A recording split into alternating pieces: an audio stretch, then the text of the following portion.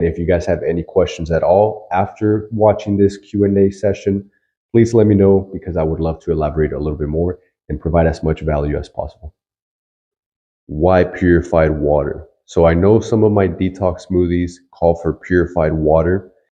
There's three most common type of waters that you will see out there, which is purified, distilled, and spring mountain water. So distilled water is virtually contaminant free because of the process that it goes through, but it is also stripped from minerals, which at the end of the day can lead to mineral deficiency within the body. Mineral deficiencies can increase chances of catching infections, high blood pressure, low energy levels, cardiovascular diseases, headaches. This can also lead to things like osteoporosis, musculoskeletal issues, and much more. Now, purified water goes through a process similar to home filtration systems, but at a higher grade. So it removes impurities and contaminants, but it leaves behind traces of minerals, which is what we want. Finally, we have spring water, which comes directly from an underground spring. It doesn't undergo any significant treatment. So it does have the most minerals, which is why it has a richer taste, but it also potentially has the most contaminants. It just depends on the original source. So body fat percentage recommended for men and women. So for male, you wouldn't want to be anything over 20%. Over 20%, you're going to start creeping into health, potential cardiovascular issues, and your hormones are going to be imbalanced. Your energy levels are going to suffer. Now, what's healthy, what's optimal? I would say somewhere between 12 to 15%. That's where your hormones are going to be best balanced. And you're also going to have the most energy. You're going to like the way that you look and feel. And that's where usually people are bulking. If you wanted to show your abs, be summer ready, I would recommend to be around 10 to 12%. If you go under 10%, guys, you're going to start getting a little bit of hormone imbalance issues as well. So I wouldn't recommend it unless you're getting ready for a show or anything like that. In that case, I would just focus on building more muscle. Now, for women, I wouldn't recommend to be anything over 30%. 30% is going to be the absolute most. And if you really want to optimize your hormone levels, the way that you look and the way that you feel, I would recommend to be between 18 to 25% at most. You could go a little bit lower and you could be between the 16 to 18 range. Again, that's only if you're trying to be summertime ready. And to be honest, you might have a little bit of hormone imbalance issues if you're creeping lower than 18. So 18 to 22 is ideal. 25, you can still get away with it. But if you're creeping up to the 30s, I would focus on bringing your body fat percentage down. Quick side note. So you notice women tend to have a recommended higher body fat percentage. That's because of hormone production. It is normal for women to have higher body fat percentage. But again, you want to stay under 30%. Do you burn fat while asleep? Long story short, yes, you do.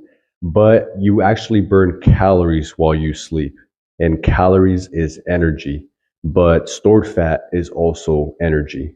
So if you are in a deficit, your body's going to require that extra energy and it's going to pull it from stored body fat.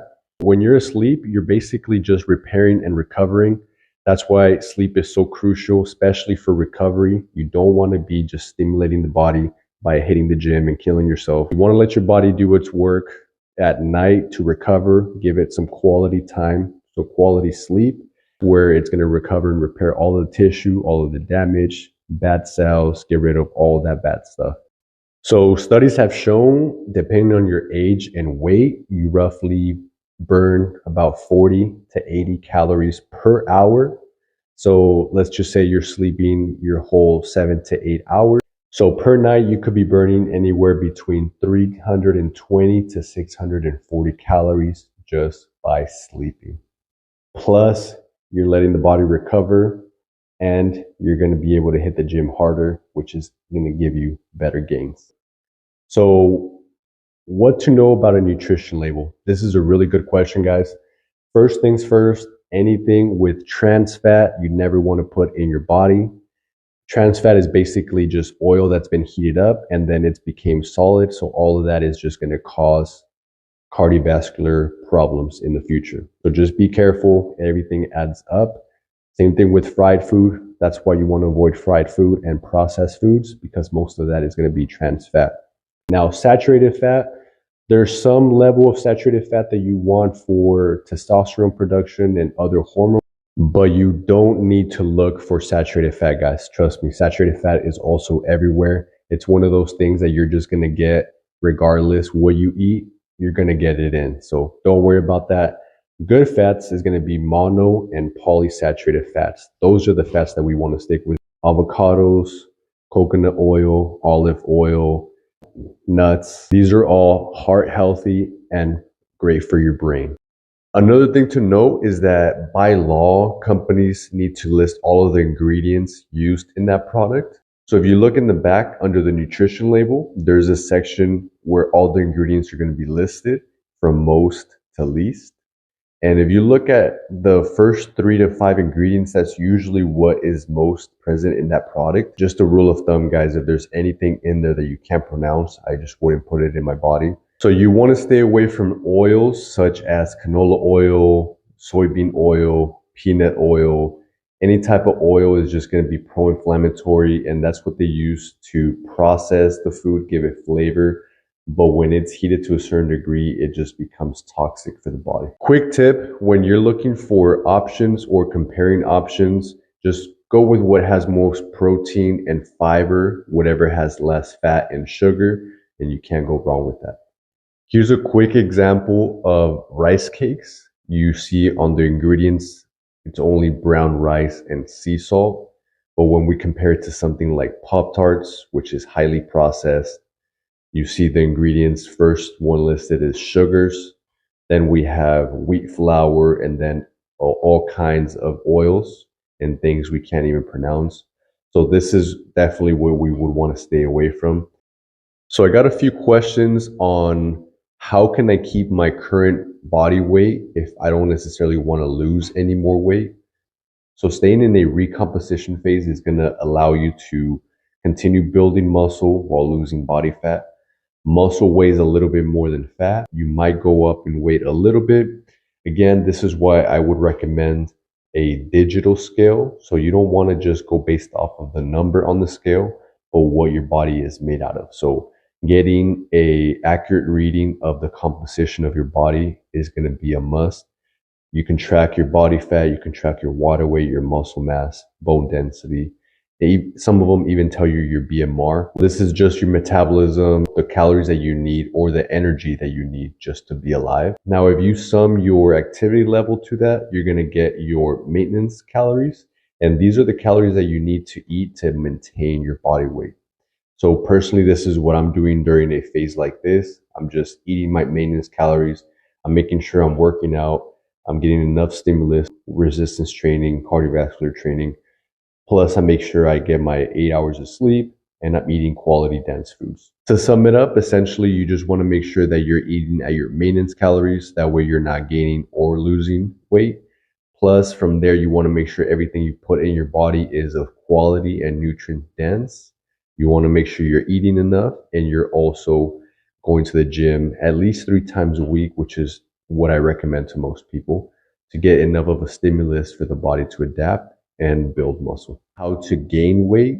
So I'm assuming that they want to go into a gaining phase after the weight loss phase.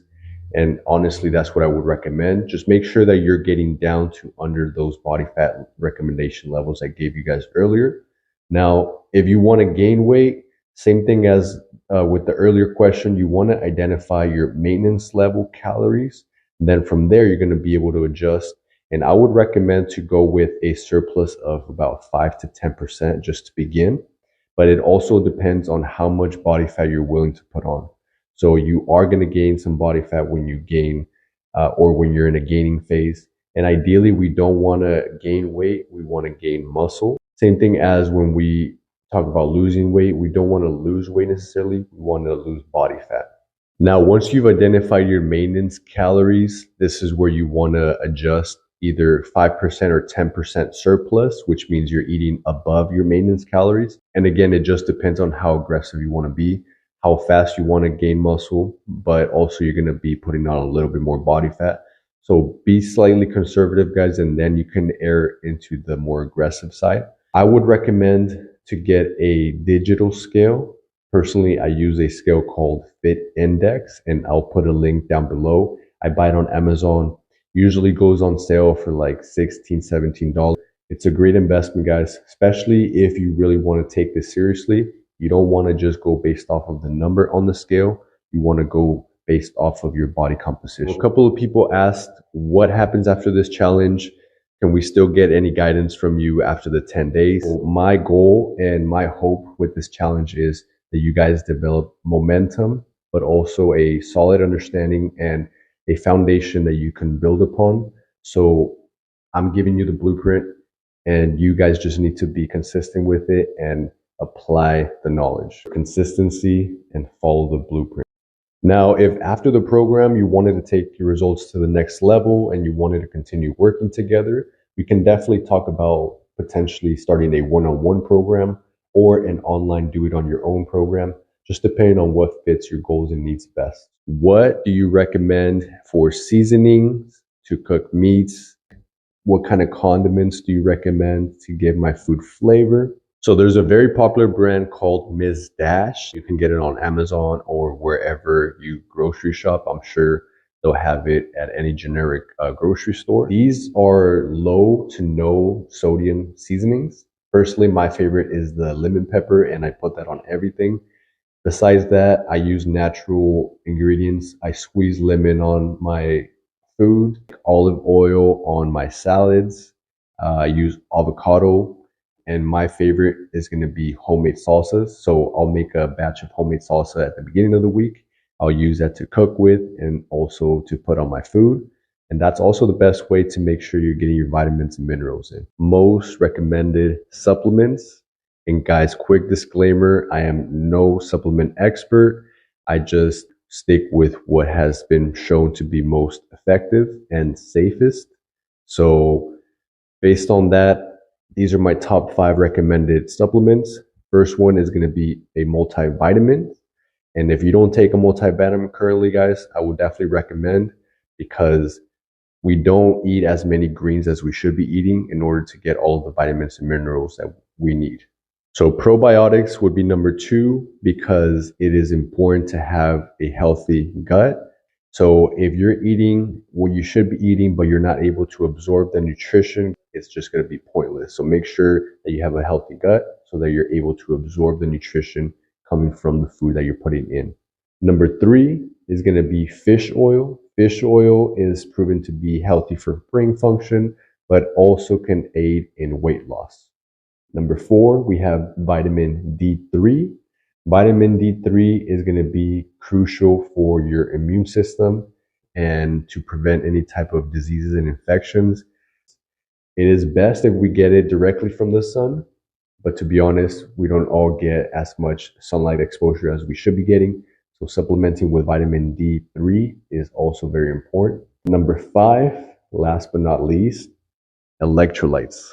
Especially if you are working out regularly. As we work out, we are losing electrolytes, and if we don't replenish what we are losing, there's going to be an imbalance. So electrolytes are responsible for energy levels, muscle contractions, which are also required for other organ functions, especially brain function as well. So things like magnesium, calcium, potassium, and sodium, you can get those all from your foods, but it is best to have a electrolyte supplement. To be honest, guys, nowadays, the food quality is not what it used to be and not what the body needs. So it is very rare that we're actually getting everything that we need, even from the food that we eat, even if we are eating the amount of food that we should be eating. So it's best to have your bases covered. My favorite is the amino energy drinks from Optimum Nutrition. It has electrolytes, it has amino acids, a little bit of caffeine, and a little bit of green tea extract. That's the best combination. All right, bonus rapid fire questions. So number 1, how much water should I be drinking per day? If you're talking ounces, you should be drinking roughly half of your body weight in pounds in ounces, right? So just for example, I weigh 180. I'm going to be drinking roughly 90 ounces in water. If you're weighing yourself in kilos, I would recommend to times that by 30. And that's roughly how many milliliters you should be drinking per day. Number two, frozen or fresh fruit veggies. Best bet is going to be fresh fruits and veggies, hands down, but frozen is always great for a backup and also for smoothies. That's personally how I use them. I have both, and I use the fresh as my go-tos, but my frozens are going to be specifically for my smoothies and as a backup. You want to soak your fruits in baking soda for at least 5 to 10 minutes. It's going to help get rid of any type of pesticides that have been left over after the manufacturing process and the packaging process. Those pesticides are toxins, so you definitely want to get rid of that. Raw or cooked veggies. There is no significant difference in the nutritional value, although some people say raw is always best. Personally, it's just a texture thing, so I like my dark leafy greens raw because of the texture. It gives it more of a crunch. And I also like to put them in my smoothies. Frozen vegetables are also great for backup, just like the frozen fruits are. Some people also that say steamed veggies may lose some nutritional value in the steam process, but there is no hard evidence against that either. Canned or fresh beans and tunas. I would always recommend to try to go fresh, but I understand sometimes having some canned stuff around is good for in a hurry. Also as backups, just not too much because of the exposure to mercury, especially when we're talking about tuna and heavy metals in general. Will you be doing another challenge, and when?